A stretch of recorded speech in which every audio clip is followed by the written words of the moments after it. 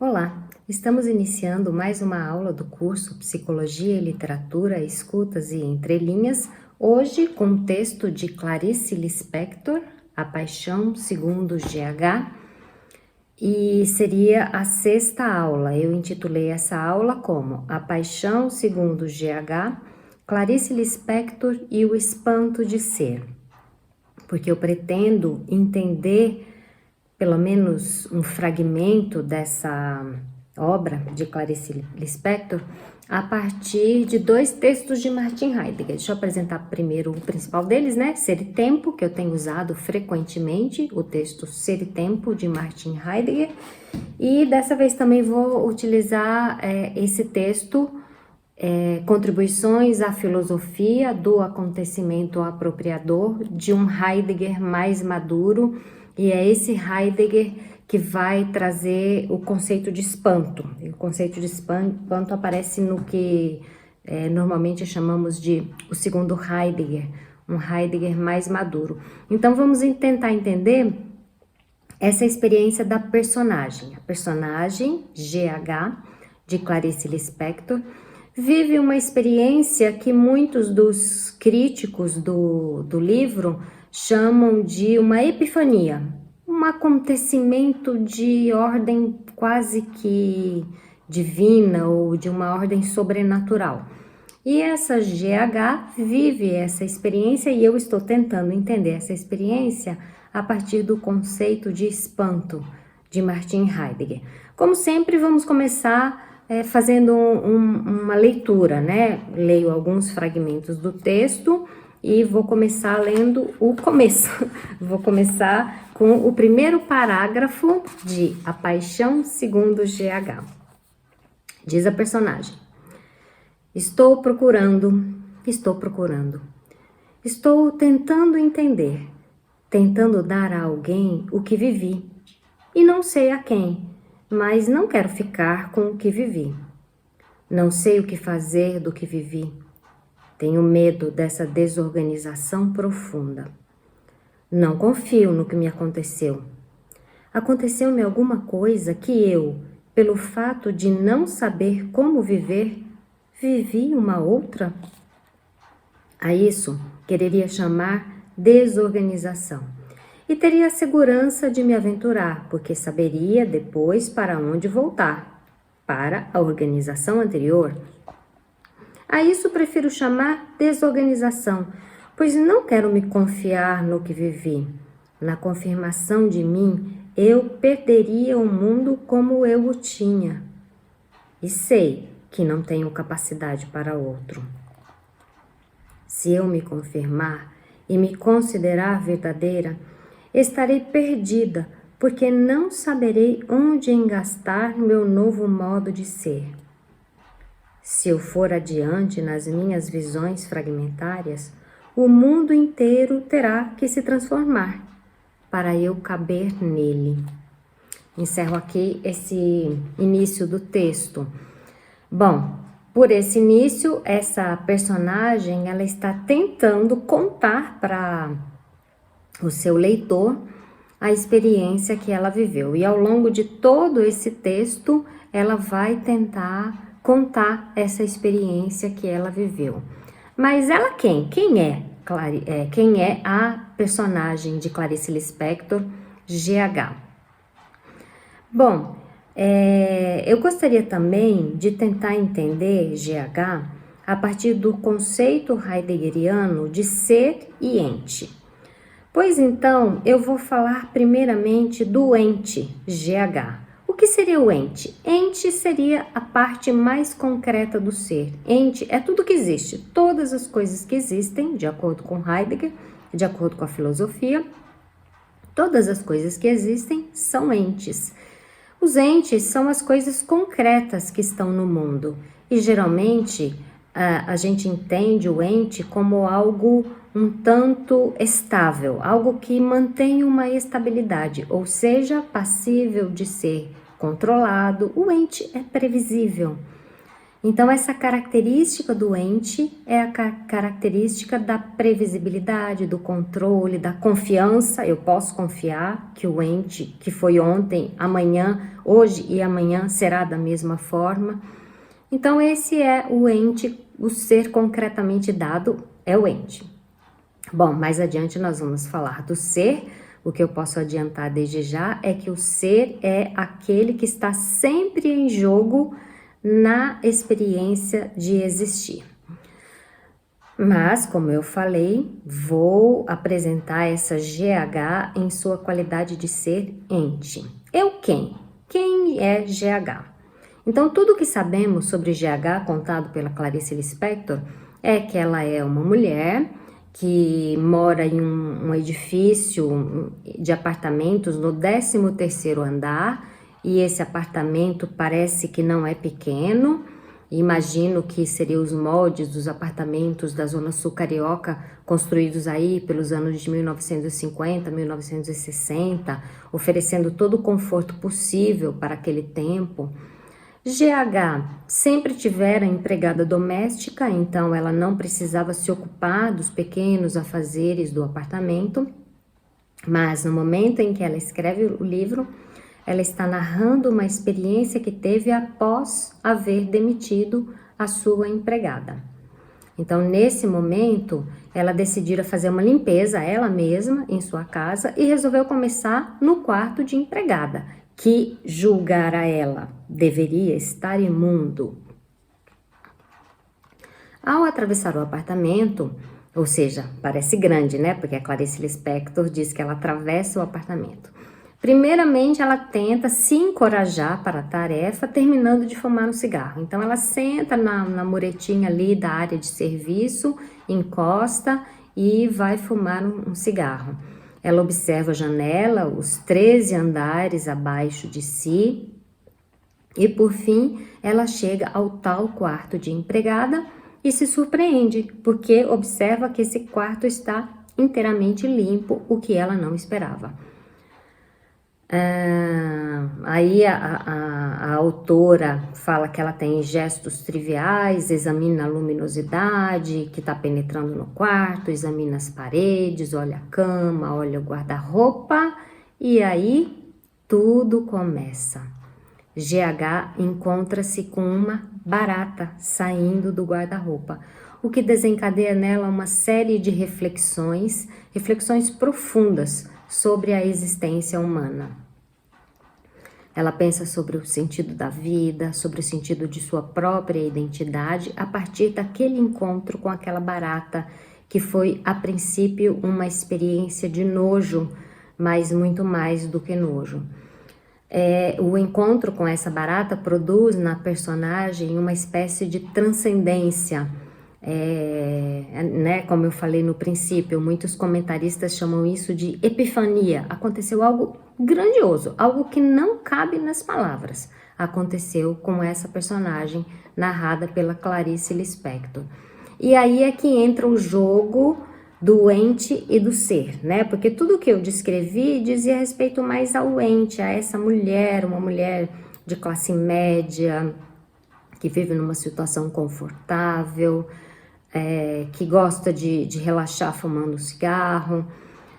Então esse é o ente. E quando ela tem essa experiência que os comentaristas chamam de epifania, é como se houvesse um aparecimento súbito no ser. Tem até um momento no início do livro que ela diz que é como se ela tivesse a experiência de repente perceber que ela tem só 2 pernas. Aí a gente pensa, mas claro que ela só tem 2 pernas, todo mundo só tem 2 pernas. Mas aí ela propõe, mas é como se eu tivesse tido sempre 3 pernas e de repente eu percebo que eu só tenho 2. E aí, a partir dessa narrativa, eu penso, o que seria essa terceira perna? Seria talvez os hábitos, os costumes da cotidianidade, né, tão bem exposta por Heidegger, esses modos de ser que fixam, que deixam a pessoa quase que imobilizada naquele modo habitual e previsível de ser. E de repente ela se percebe com somente 2 pernas, ou seja, né? É como se eu pudesse entender a partir daí que ela se percebe como quem ela de fato é. Nesse momento ela se percebe como quem ela de fato é. E aí há como que o aparecimento desse ser. Esse ser entra no jogo da existência, né? Eu falei também no princípio que o que é o ser? O ser é aquilo que está sempre em jogo na experiência de existir. Então, é como se essa personagem, nesse momento que ela viu a barata, ela teve um desequilíbrio, ela saiu do seu habitual conforto, da sua habitual segurança, e ela entrou em contato com o que eu estou tentando entender como a experiência do ser. Então, seguindo, né? A partir daí, GH é despertada para o pensamento reflexivo e mergulhada naquilo que o filósofo Martin Heidegger também vai denominar como a abissalidade do ser. O ser como um abismo profundo. Essa palavra abissalidade diz respeito de fato àquilo que é abissal, né? Aquilo que está no profundo de um abismo. Isso seria o ser. Enquanto o ente, ele tem dados concretos, previsíveis e passíveis de controle, o ente é o lançamento numa abissalidade cujo controle é impossível, cuja previsibilidade é impossível, inclusive cuja narração é praticamente também impossível de ser elaborada. A personagem, de fato, ela titubeia quando ela vai falar. Ela vai falar, mas eu não sei se isso que eu vivi, de fato eu vivi. Eu também não sei se isso que eu vivi, pelo fato da minha linguagem ser essa linguagem que eu tenho, eu não consigo contar o que eu vivi. De certa forma, a personagem vai traçando, né, esse modelo de narrativa. Então, eu entendo, né, aí aqui é a minha leitura, fazendo o entendimento da obra de Clarice Lispector a partir dos conceitos de Martin Heidegger. Eu estou entendendo que essa personagem foi confrontada com a abissalidade do ser, e nesse momento ela sente o que o Heidegger vai chamar de experiência de espanto, né? Experiência de sair do seu habitual e entrar em algo impossível de ser nomeado, né? Na experiência que não pode ser nomeada.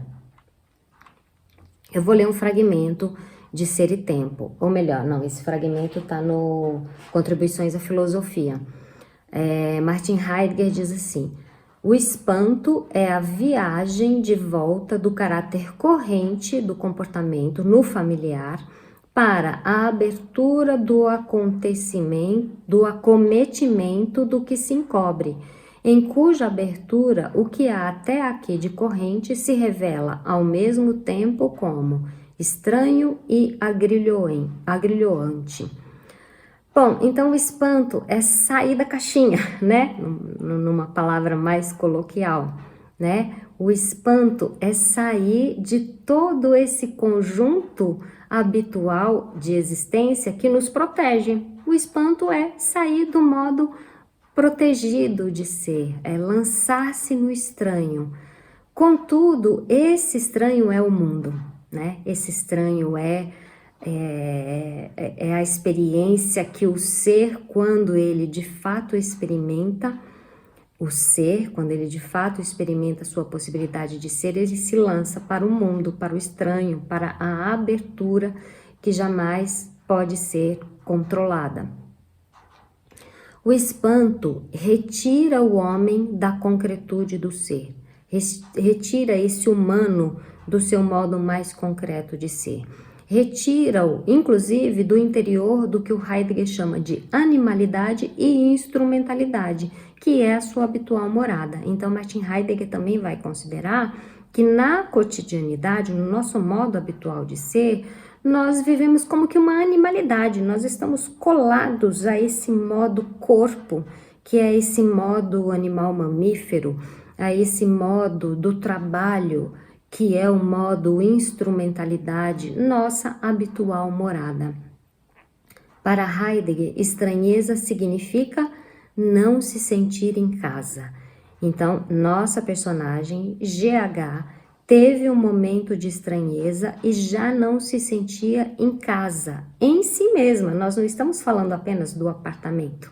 Nós estamos falando desse ente, desse modo dela ser no mundo. Ela já não se sente em casa, ela se sente lançada fora na abertura, na abissalidade do ser.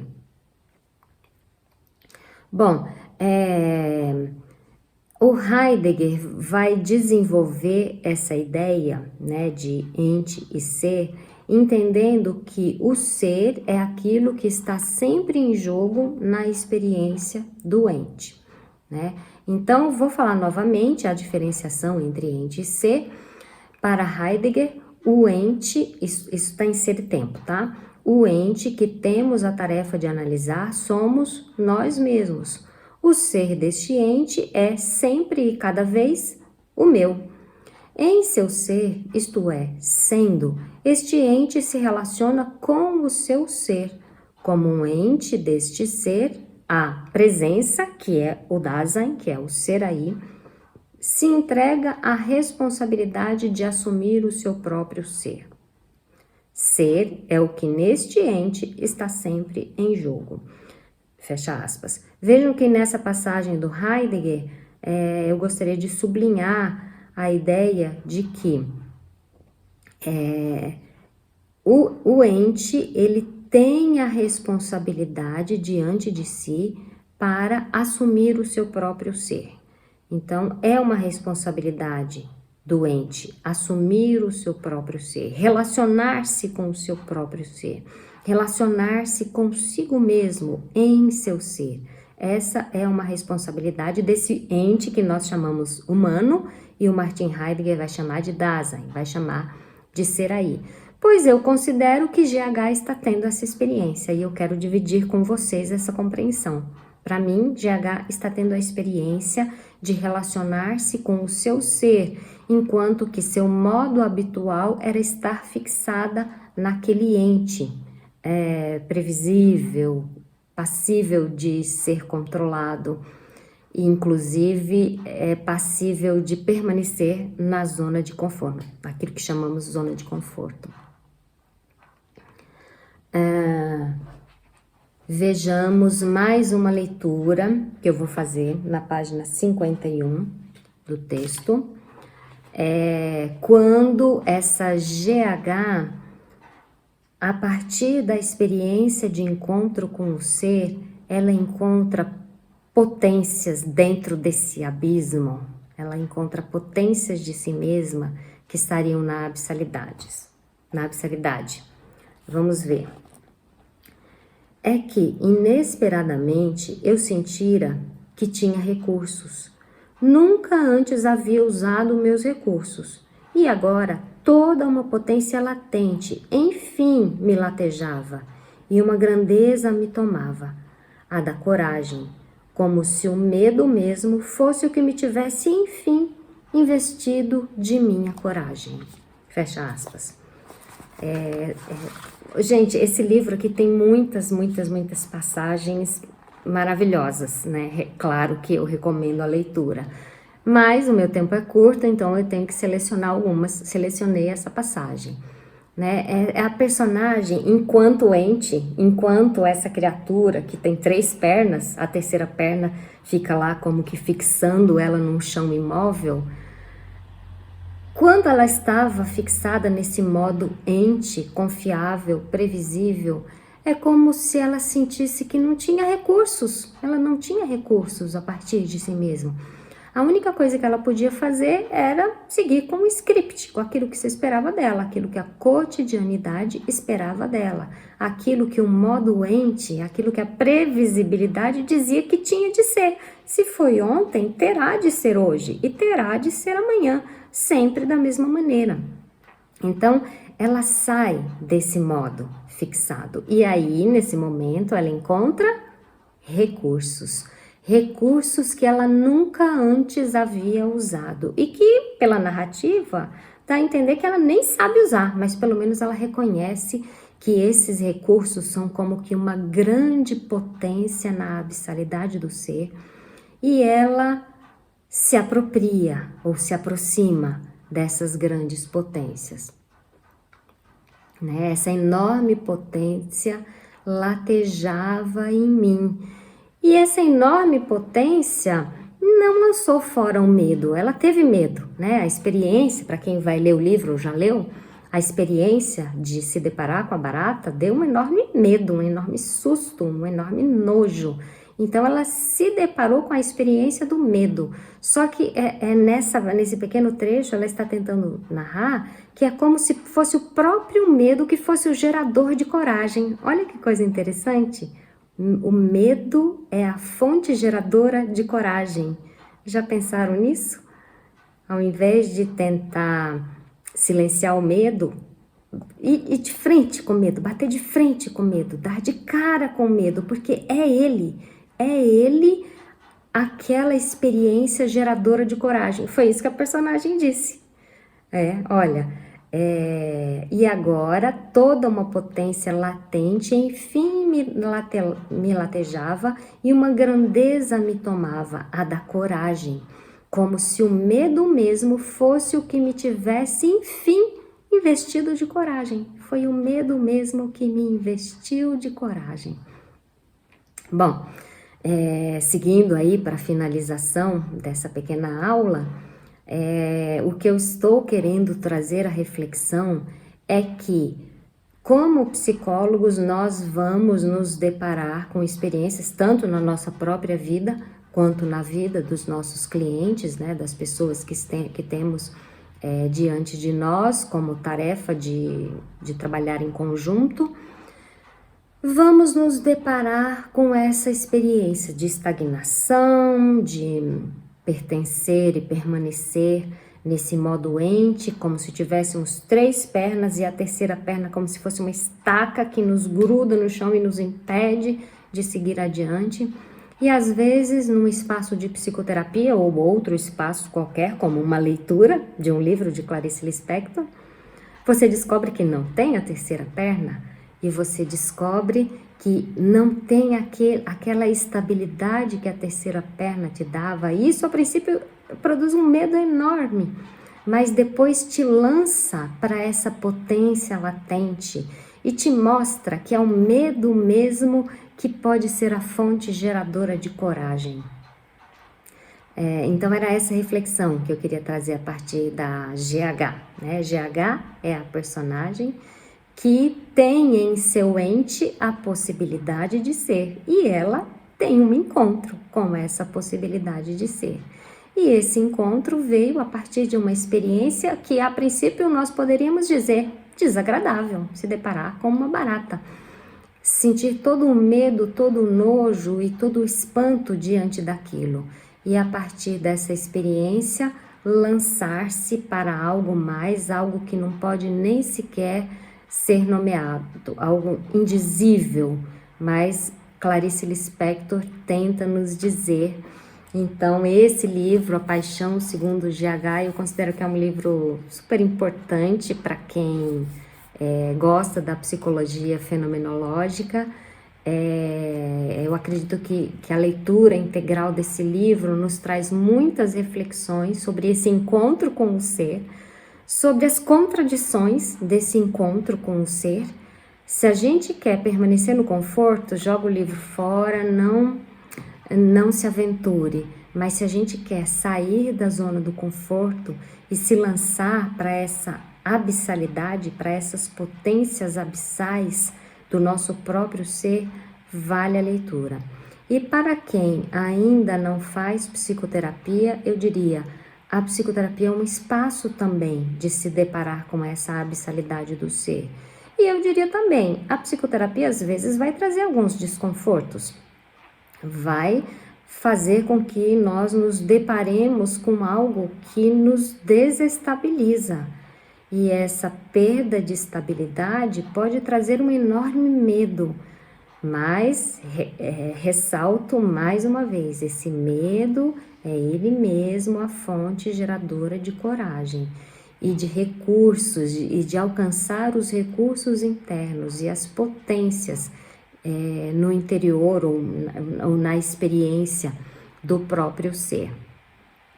Bom, então ficamos por aqui nessa aula que eu intitulei A Paixão segundo GH, Clarice Lispector e o Espanto de Ser, convidando a todos os leitores e todos os ouvintes a experimentarem esse espanto de ser por meio da leitura, por meio da psicoterapia, por meio do diálogo com outras pessoas, do encontro com experiências, mas eu diria que nós humanos somos muito mais do que entes. Nós humanos temos essa possibilidade de ser e super vale a pena experimentar esse jogo da existência, esse jogo de estar lançado no mundo em que muitas coisas podem acontecer e que muitas coisas podem nos surpreender. O espanto é uma experiência muito boa, eu acredito que vale a pena. Ficamos por aqui, até a próxima aula.